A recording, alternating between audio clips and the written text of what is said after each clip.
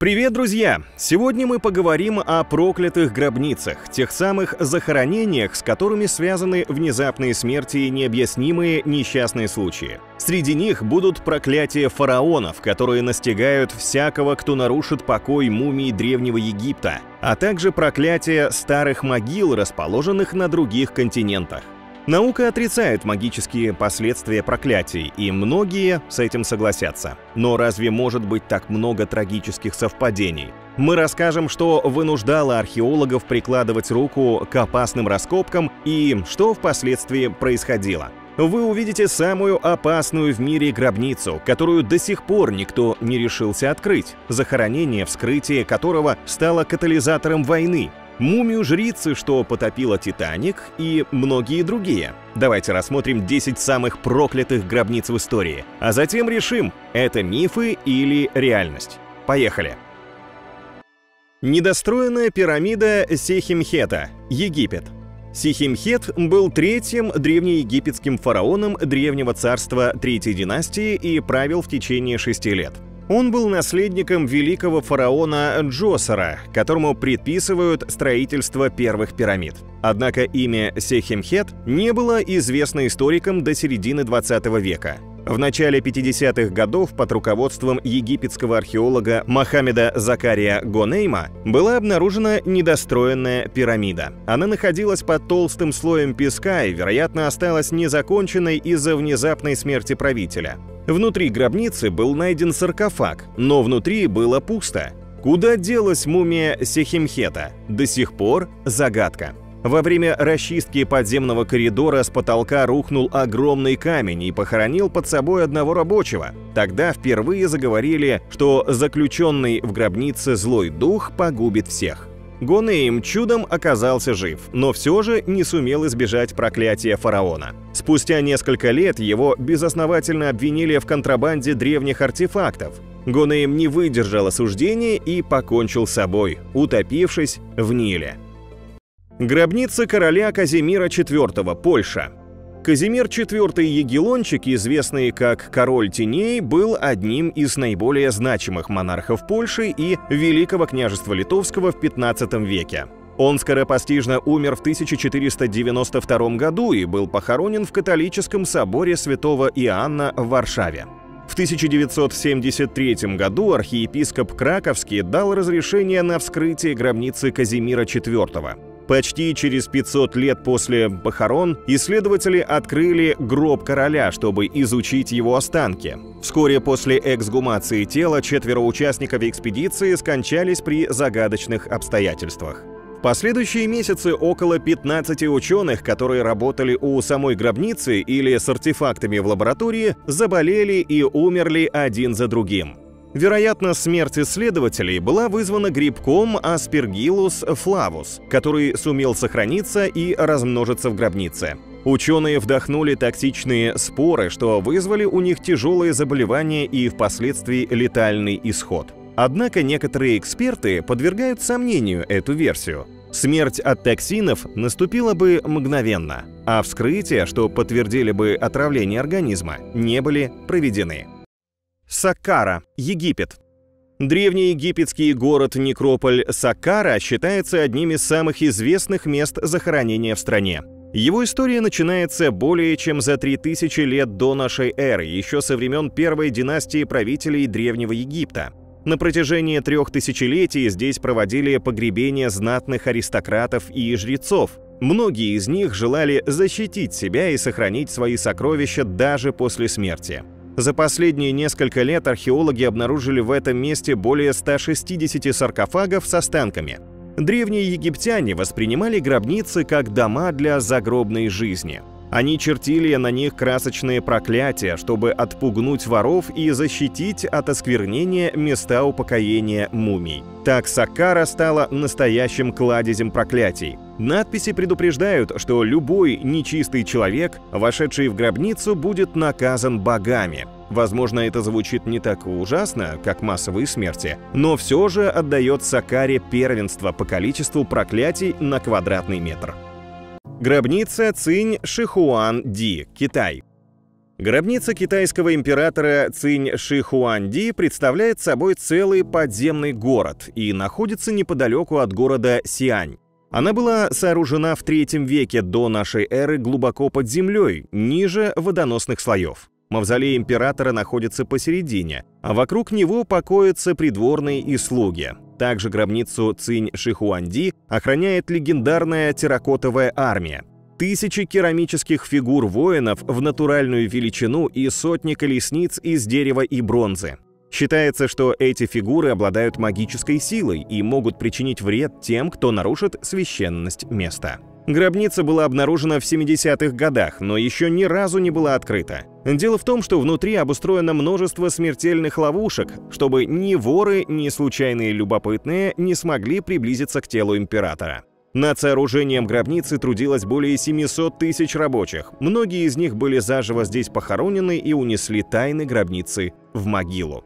Сегодня археологи с особой осторожностью продолжают изучать это культурно-историческое захоронение. Ученые боятся повредить ценные артефакты, и к тому же никто не хочет стать первой жертвой проклятия императора. Проклятие Симеона Боливара, Венесуэла. Это легенда, которая связана с именем известного латиноамериканского революционера, генерала и политика Симона Боливара. Некоторые утверждают, что он умер в 1830 году не своей смертью, а в результате убийства.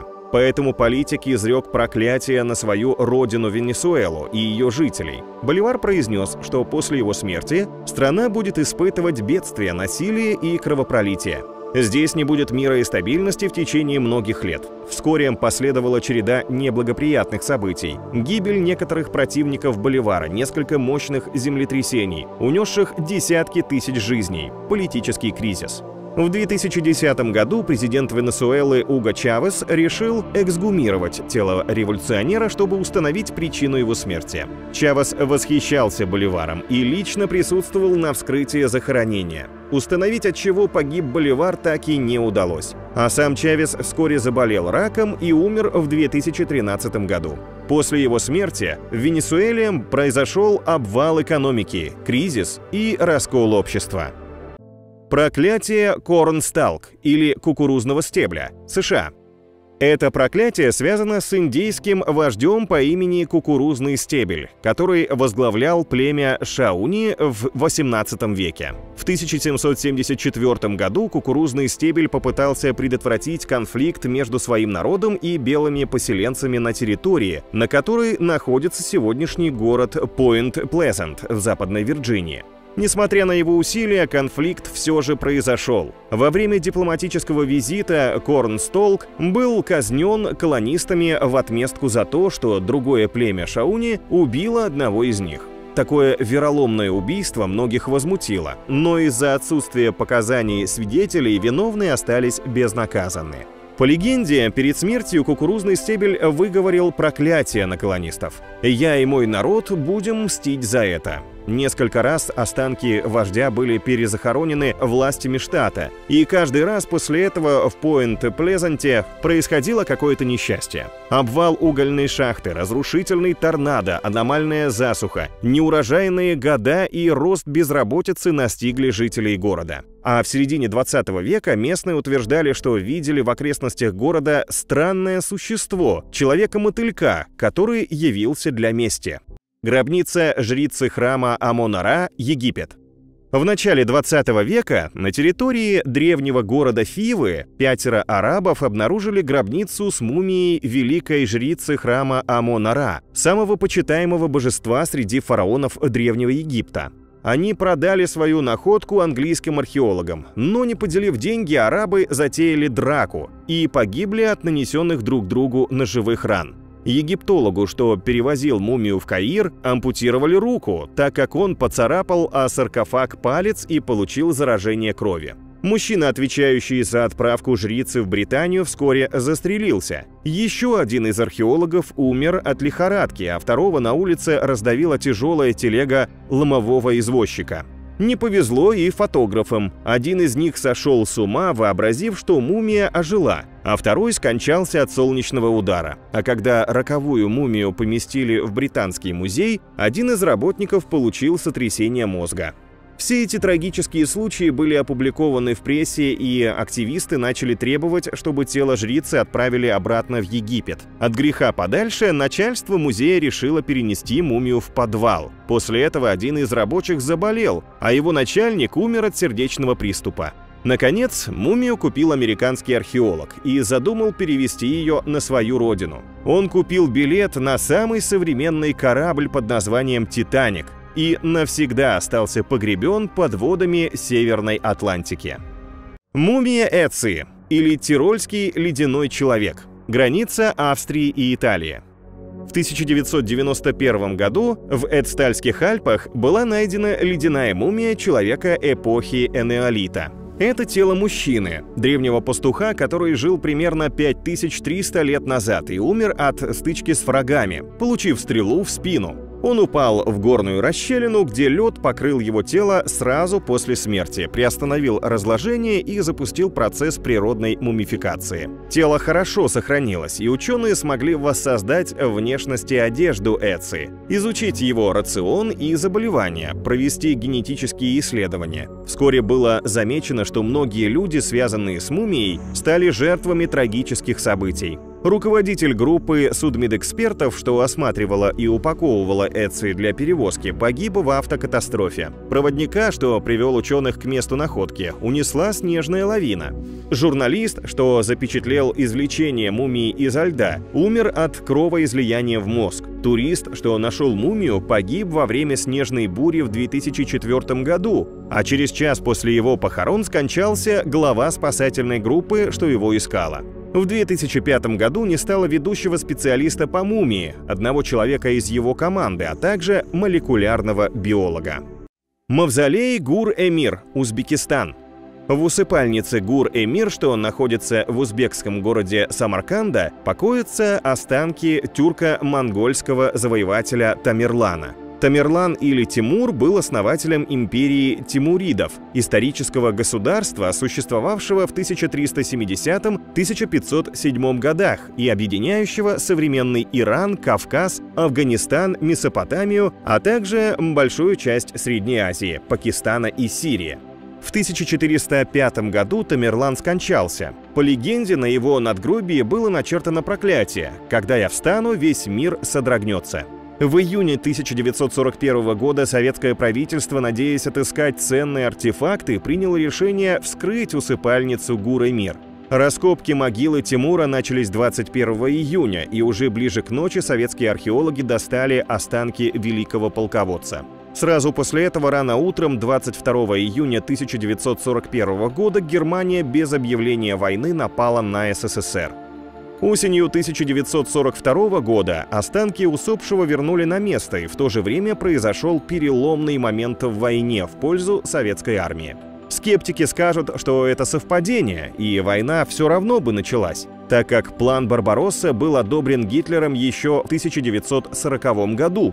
Но, может, все же не стоило осквернять захоронение. Гробница Тутанхамона, Египет. В 1923 году в долине царей под руководством английского археолога Говарда Картера была вскрыта гробница египетского фараона Тутанхамона, скончавшегося в XIV веке до нашей эры. Это был юный, женоподобный и хромающий на одну ногу правитель, который не славился выдающимися делами. Он правил всего 9 лет и умер на 19-м году жизни, но стал известным на весь мир, когда его саркофаг открыл Картер. В процессе раскопок были найдены многочисленные сокровища и ценные артефакты, что стали настоящим прорывом в области египтологии. А на стене настораживающая надпись: «Смерть скоро настигнет того, кто нарушит покой мертвого правителя». Затем последовала серия смертей, которые стали называть проклятием фараона. Первым внезапно умер спонсор Картера, лорд Карнарвон, присутствовавший при раскопках. Затем погибли еще несколько людей, что посетили гробницу Тутанхамона. Среди них рентгенолог Дуглас Рид, американский финансист Голд, британский археолог Эвелин Уайт, секретарь Картера Ричард Беттл, американский египтолог Эмбер. При этом сам Картер прожил еще 17 лет и умер по естественным причинам. Феномен проклятия можно вполне логично объяснить. Почтенный возраст, серьезные заболевания, смертельные вирусы, бактерии и древние яды внутри гробницы могли стать причиной летального исхода. Но действительно ли все так просто?